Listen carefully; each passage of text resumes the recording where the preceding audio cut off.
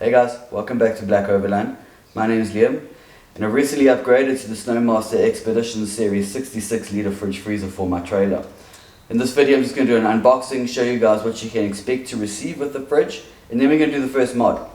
I'm going to move the control panel that sits at the back of the fridge. I'm going to move it around to the left hand side so it's more easily accessible in my trailer. Enjoy!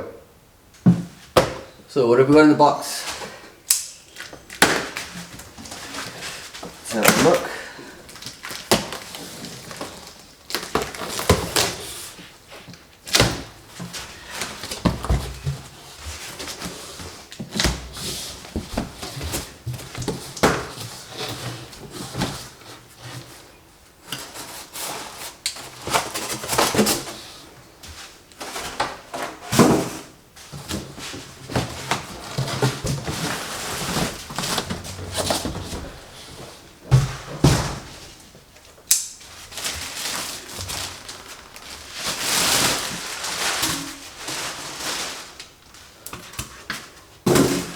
It's quite a pretty fridge. Comes with its insulation cover, obviously. Now simple to remove packaging. Handles are already installed. Other brands often will deliver them without the handles installed and you have to do it yourself. Got a nice zip close cover.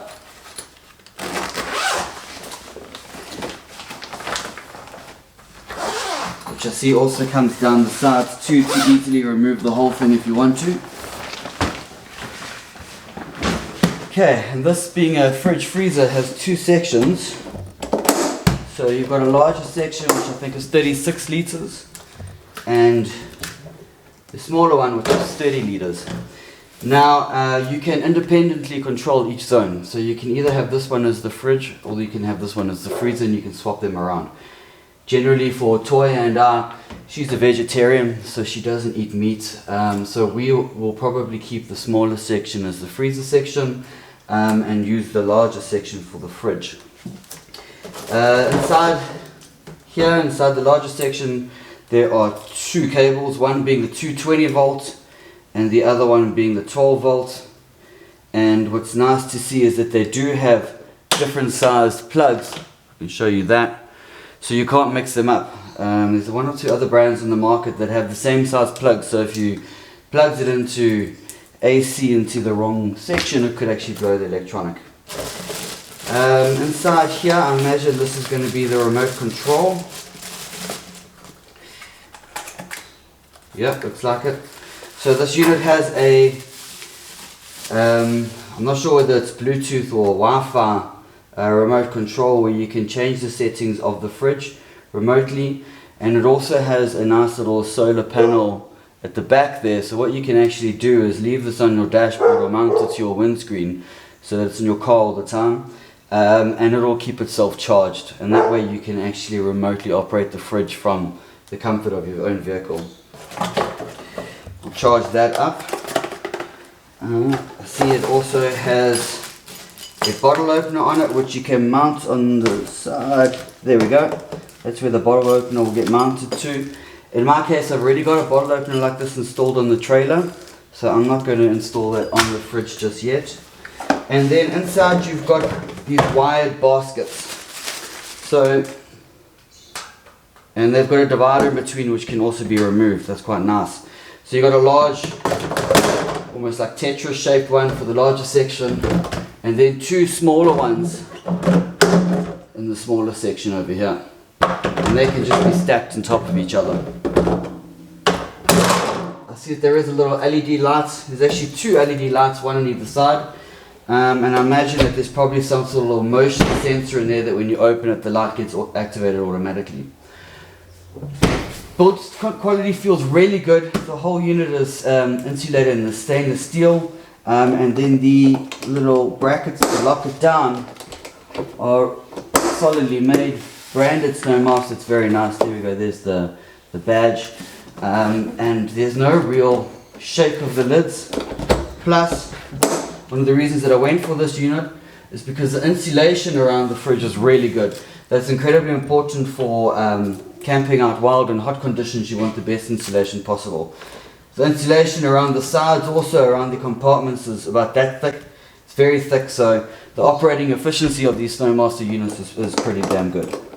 Now, this is going to be mounted to, this will be the back side of the unit in my trailer. This will face out towards the kitchen, and ideally I want to have the control panel over here, and it currently sits over here. So it is possible to remove it and put it in here, and that's what I'm going to be attempting next. Welcome to my workshop. So I've checked in the instruction manual, and there is no information how to move this control panel, and that's probably because the Snomaster themselves don't want people fiddling with and potentially voiding the warranty. So proceed with caution, and if this does void your warranty, I don't have to accept any responsibility for it. So here's the control panel here, and as you can see there's a blank space over here. What I plan on doing is taking this panel out, getting access to that panel, swapping them around, and then reinstalling it. Don't think it's going to be a particularly difficult job, but we'll see how it goes. Thanks. You want to bark during my video? Hmm?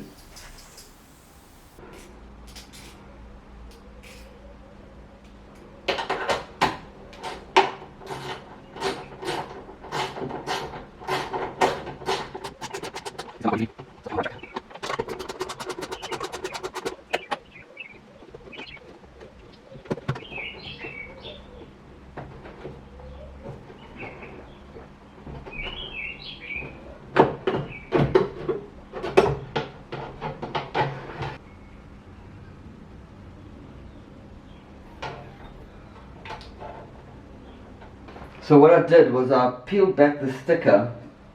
If I can just get a little bit closer here and show you guys.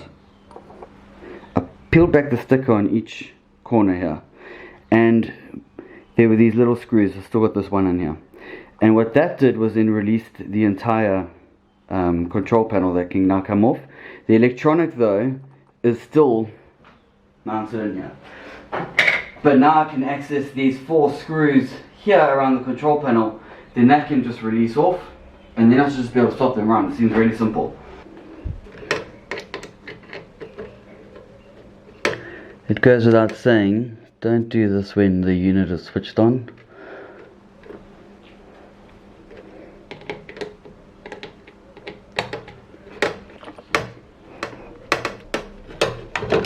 Okay, and it is free.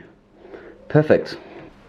So the whole control electronic now is loose, and I just need to try and squeeze it through here. Oh, it actually fits quite easily. There we go. And bring it out the other side.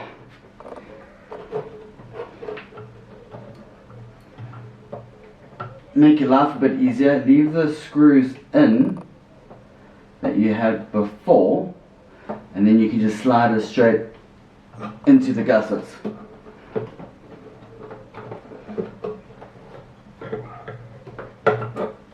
And by the way, it's symmetrical, so make sure you don't install it upside down. Okay, now we need to put the dummy back in, and I'm pretty certain I can do that with this plate back in place. So there is a tiny channel that runs along here, and watch out because these are very sharp, and that just slides in right flush against there, like that. Okay, and then you can screw that back on and put the blank back in. The blank just clips in from the bottom in, and easy as pie.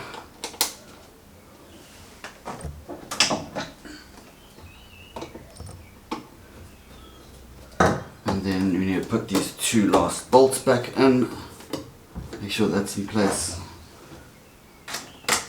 They are little self-tapping bolts, so don't over tighten them or you will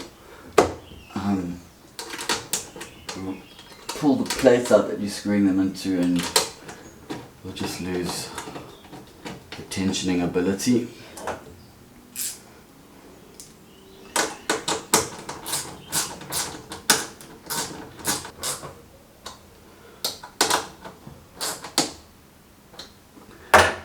Okay, and now last thing, put the little fascia plate back on, which means I need to pull back those stickers again and put those little screws through. So it's quite easy. You just pull it with the blade,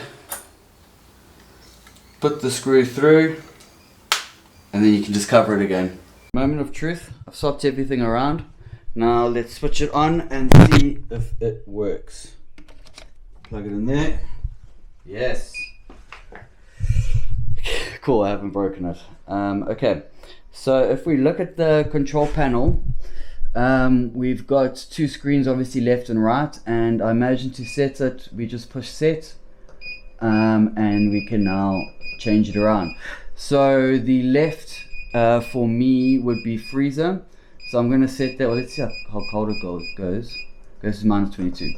I'm going to set that on, let's do -10. Then the other zone, I'm going to set, because that's now the fridge, I'm going to set that to 5 degrees. And if you push set again, it changes that bottom one. I don't know what that does. I'll have to try and look at that up in the control panel. But it's quite nice that it tells you the temperature reading of each zone, and then whether it's running on AC or DC power. Now what I do when we heading out is I'll run it on AC and I'll set it down to quite cold, freeze everything really solidly, and then when it goes on to DC I up the temperature to about like -5 or so. That I find is cold enough to keep everything frozen, keeps ice and stuff in there, but it does also then run at a much lower consumption than trying to run it at something like -22. And in any case, to be quite honest, -22 is unnecessary. So what I'm going to do is I'm just going to now put this in the trailer, and then I'll run it overnight and check it in the morning. But I think that's a pretty easy thing to do, to swap that control panel around, and it'll just make my life a little bit easier operating the fridge from the trailer and being able to access that control panel. I hope you guys enjoyed the video. Please subscribe to the channel. If you like this video, give me a like, and I'll see you guys next time on Black Overland. Cheers. Coffee likes Snomaster too. Hey Coffee. Hey, hey, hey. Where's your ball? Where's your ball? Where's your ball? Get your ball. Get your ball. Get your ball. Get your ball. Hey, where's your ball? Huh? Huh? How much do you love a Snomaster? Woohoo! Yes!